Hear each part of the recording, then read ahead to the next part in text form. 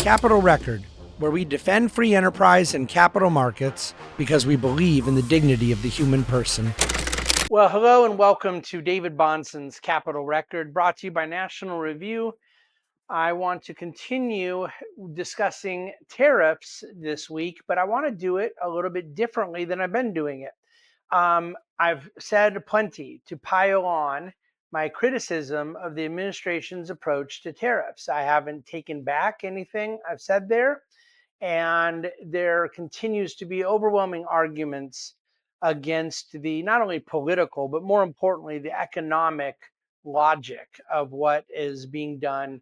And my belief continues to be not only in the chaos of the way it's been handled, that it has damaged some of our geopolitical imperatives, hurt some of our strategic mandates, and then to the isolated objective of trying to create this certain domestic economic advantage within a sort of America First context. I think it is going to be and has been and will be a catastrophic failure. And the reasons for that have been outlined on at least a couple. I think we've devoted already 2 or 3 different podcasts to different and unique critiques of the particular tariff agenda and methodology of this administration, the fallacy of believing trade deficits are problematic, etc. There are a lot of reasons for me to continue going after this, but today I want to go after a different element of industrial policy. In other words, a different approach to utilizing central planning as a way of allegedly helping the working class in America. The Trump administration's approach is to pick winners and losers via protective tariffs that are supposed to then cause manufacturers to say we need to get our products made in America and not buy them overseas, and reshore some of their efforts both in intermediate goods, that is so-called unfinished goods that are a part of a final process, let alone the actual purchase of final processed, finished goods themselves. That is the approach to basically using the government's fingers on a scale to benefit a particular, well, in this case, constituency, right? It's an economic actor that they believe are going to benefit, and conservatives are traditionally critical of that approach to target one constituent that you want to go benefit via your policy. And I believe that aggressive protectionism of the Trump administration, either in bark or bite, is very problematic. I do not believe that manufacturing employment can or will go higher. I believe that countries that have run high trade surpluses have also seen manufacturing jobs fall for very obvious reasons related to technological progress.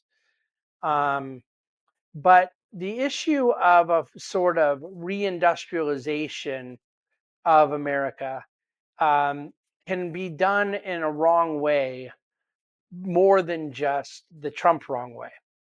And the Biden wrong way has some supporters on the Trump right, which is really quite surprising. Although they are a minority, I believe. I think that looking for any governmental solution and central planning, proposition as a way of reindustrializing America is a very, very bad idea. But I don't want to only go after the bad idea of tariffs to make this happen. I want to go after the other bad ideas of trying to make this happen as well. And this has to do with rather than using tariffs to pick winners and losers, using subsidies. Essentially, a more direct support via legislation. Now, by the way, this is more constitutionally appropriate. I mean, the Trumpian tariff solution is allowing Congress to skip on its Article 1 duty to pass tax laws where atrocities like the so called Inflation Reduction Act, the CHIPS Act, the infrastructure bill, various pieces of legislation that really go back about 20 years, some of which no one wants to talk about anymore. They were such a swing and a miss. Others that they believe, like the Obama stimulus bill in '09, reasonably safe to say was crafted by Larry Summers. That is often spoken about by its proponents as it would have been great, but it wasn't big enough. In other words, they say that they failed for lack of adequate ambition instead of excessive ambition. But you really are going back some time at various efforts, sometimes coined as stimulus. And you have to do it that way because it's sellable to the American people to say, hey, you're in some tough economic times right now. We're going to stimulate you. And they used the old Keynesian playbook. And George Bush Jr. did it. Barack Obama did it with the largest of those stimulus bills at the time, and he had the greatest political opportunity. The Rahm Emanuel "Don't Let a Crisis Go to Waste" moment in early '09, dealing with the ravage effects of the financial crisis that had broken out in the fall of 2008. But then you really saw President Trump talk extensively about his desire for a big infrastructure bill. And it was a big priority of the so called New Right that their industrial policy was not only going to utilize protective tariffs, but Steve Bannon would talk about wanting like $1 trillion infrastructure bill. And these things are largely, I've argued in the past, boondoggles to public employee unions, sometimes even private unions. But they all amount to just spending government money, picking winners and losers, and handing out money on the corporate dole. Well, then COVID allowed a lot of that to happen. That was also done in a crisis moment. But that was largely states getting their hands in the federal cookie jar, and then they got to give money out for various nonsensical public health initiatives and other things. And there was a lot of outright fraud. A county supervisor in the county that I grew up in Southern California has literally been convicted because of they're just stealing money and grift and fake charities and all kinds of stuff. Those things will happen. But very few of those things at the COVID moment were or needed to be coined or phrased or postured around industrial policy, like we're doing this to help the working class. Right now, the Trump administration, although they've used tariffs as a solution, has opened up a dialogue that we have this problem of low manufacturing jobs, and therefore we need to do something to get more of them. And then allegedly, what we're doing is fighting over the solution. But what we're not fighting over is a philosophy of solution. The philosophy is agreed to be some form of central planning. We need our betters in DC to come up with the right plan.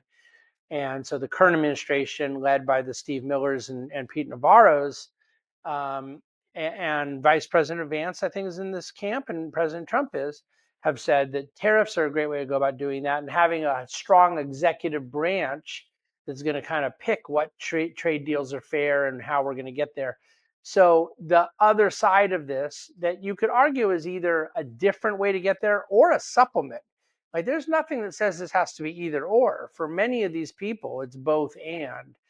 Is the CHIPS Act. It's industrial infrastructure, subsidies. So much attention goes to the title of the Biden bill, the Inflation Reduction Act, but basically using Washington money, which Washington money is, of course, taxpayer money, to pour money directly into clean energy or semiconductors, various forms of factory construction that are allegedly going to be this aid and benefit to working class Americans.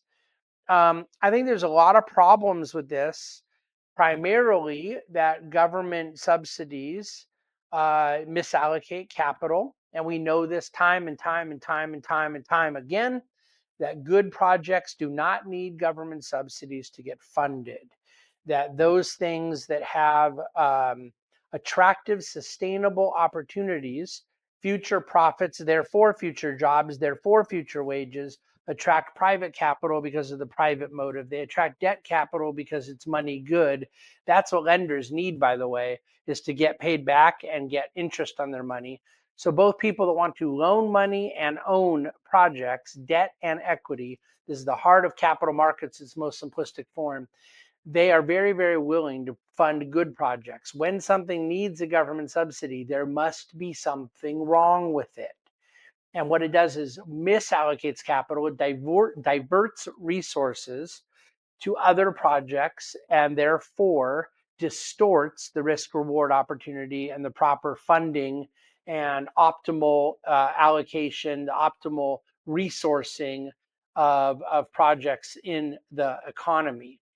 The reality is that these things become crony grift, that subsidies basically provide corporate welfare to companies that were either going to do it anyways or are going to find ways to not really have to do it or are doing it suboptimally because of a subsidy. They do not cause new activity. They essentially misallocate resources or really do provide something that I believe is fundamentally corrupt, which undermines faith in free enterprise. Cronyism undermines confidence in our capital markets and the proper equity of our system when you see multi-billion-dollar companies getting taxpayer money to do something that they shouldn't have needed taxpayer money to do. And of course, these things become extremely difficult to undo later. Once you start building jobs that were made possible because of government subsidies, then you want to pull the subsidies away because these projects are not paying for themselves. They're not good projects, but people's jobs now depend on it, and you double down. Politicians are deathly afraid of undoing bad decisions just as much as sometimes they get bullied into making bad decisions to begin with. Our private enterprise system does not require an industrial policy from central planners. There is absolute infinite capital available for projects that warrant it. What you do is destroy market discipline when you create a system that is fostering crony capitalism, rent seeking fraud. This is corrupt to the core.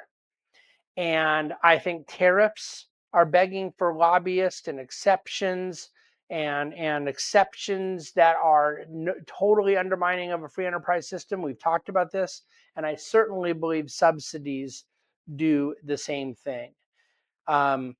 You are essentially promising that a central planner can do something that market forces cannot, and that is a very, very bad promise to make.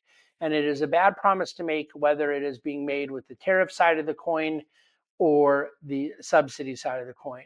As a matter of fact, my very good friend, who I absolutely love her work, Veronique de Rugy, is a senior research fellow at the Mercatus Center, wrote an article in National Review lately that inspired this podcast, really going after both of these approaches. The tariff approach of the new so-called Trumpian right and the subsidy approach of the more traditional, let's call it Biden left, but arguing that they are fundamentally coming from the same place. I do not want protectionism and I do not want cronyism, subsidyism.